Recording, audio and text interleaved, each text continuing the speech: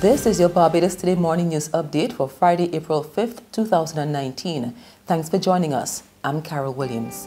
A defiant message today from a government minister to Barbadians. Member of Parliament for St. Philip South, Minister of Agriculture Indo Ware is telling residents not to become hostages to criminals. He was speaking at a candlelight vigil last night at the Rice's Methodist Church, St. Philip, for 52-year-old Betty Mears and her son, 32-year-old Jamal, who was shot dead by masked men last month. Minister Ware says Barbadians need to stand united. We have to press on, and you have the support of your government in helping you to press on. Do not become hostages. Do not be afraid to live your lives. I want to tell you that we, as parents, have a big role to play in this day and age. The church has a major role to play. The teachers in the schools have a major role to play. We, the politicians, have a major role to play. And if we can all stand in unison and deliver for our young people what we know our responsibility is, then what will stand at our core is honesty. And I do believe that that is the first step. Bishop Mark Payne, pastor of the Church of God of Prophecy Community Worship Center, St. Martin's, St. Philip, spoke on behalf of the group of pastors and ministers who held the vigil. The events of March 17 has so impacted and traumatized our communities in St. Philip that our pastors, ministers, and churches of our parish have intentionally decided that there must be an urgent response to the crisis we are experiencing, and a clarion call to help rescue the youth, especially the young men of our communities and our nation.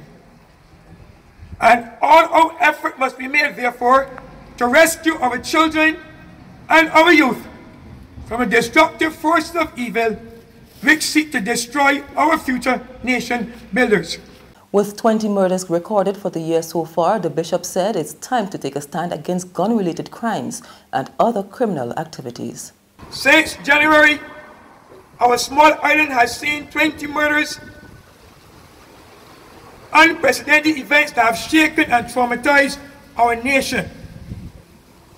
Government has responded by calling for national prayer. The churches, we the churches together, St. Philip, laud that response, but tonight we make a declaration.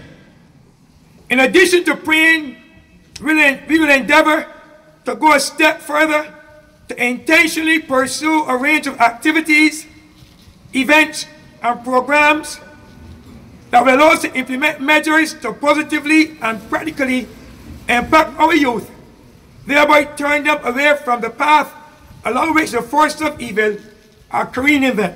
As Barbadians move towards a medical marijuana industry, a call is being made for a freeze on arrests related to its recreational use. President of the African Heritage Foundation, Paul Rock, says too many Barbadians are being criminalized. Marlon Madden has the details. The president of the African Heritage Foundation is pushing for a public meeting with Prime Minister Mia Mottley and other officials to discuss a moratorium on cannabis arrests.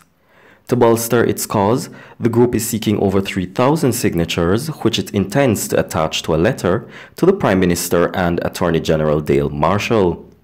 It began collecting signatures on April 1st and will likely end the process on May 25th, African Liberation Day.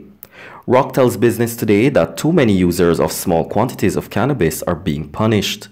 At the same time, he said he isn't against the legalization of cannabis for medical purposes, suggesting that this would help drive down the country's crime rate. Marlon Madden reporting for Barbados Today. A Lester Vaughan student who went public after being propositioned on a bus by a man says other teens need to take a stand. 13-year-old Kabiana Rollins was on her way home on a bus when the incident occurred. She decided to sing a song written by her father about her experience. It has become a hit on social media. Not me, not me, not me. Not a young girl like me, not me, not me, not me. I give him my virginity. Not me, not me, not me, not me. I don't want no HIV, not me, not me, not me, not me. I respect my body. The teen tells Barbados Today why it's important for young women to take a stand against such men.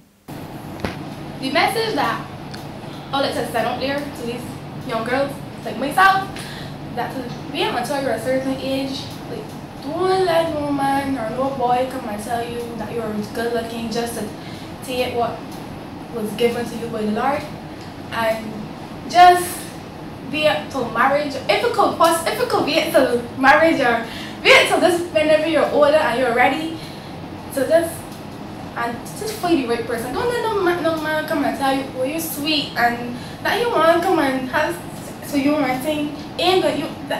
Nobody ain't good enough, because you can end up pregnant, and honestly, it's not gonna look good for you and your parents. The teen is the daughter of entertainer Stephen Status Seeley, who's also known by many for penning a song for his 9-year-old son, encouraging children to go to school and learn. There's regional and international news after this short break.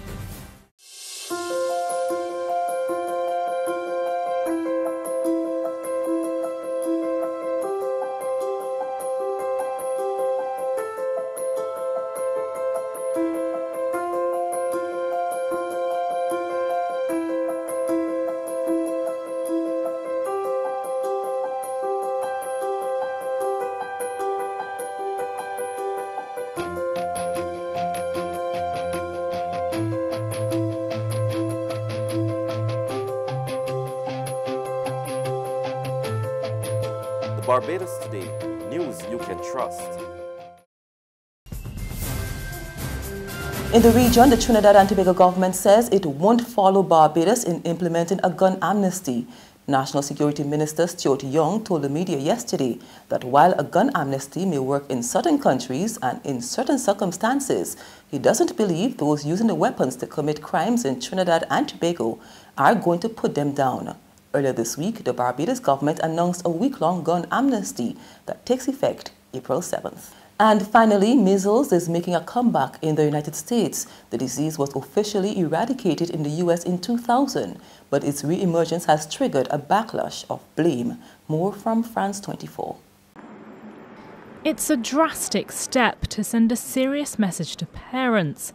Unvaccinated minors in Rockland County, in the northern suburbs of New York, are officially being barred from public places, including schools, shops and places of worship, for 30 days, or until they get vaccinated.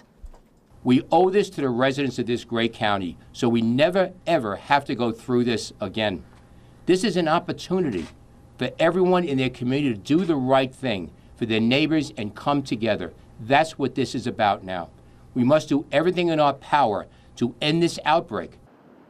The county has declared an emergency over what is New York State's longest measles outbreak since the disease was officially eliminated from the US in 2000. Health officials claim the best way to stop the spread of the disease is a vaccination rate of 92 to 95% in the community. But in Rockland County, only 72.9% of people under 18 have been vaccinated against measles. It comes as worldwide cases of the disease are on the rise. And that's news, but for the very latest, visit our website at www.barbadostoday.bb. You can also subscribe to our e-paper, email updates, or like us on Facebook. And sign up for our breaking news alerts via WhatsApp. We're also on Izumi Media in bus terminals, as well as screenplay at supermarkets and gas stations near you. You can also hear us on Mix 96.9 FM and Capital Media HD 99.3 FM. I'm Carol Williams. Have a good day.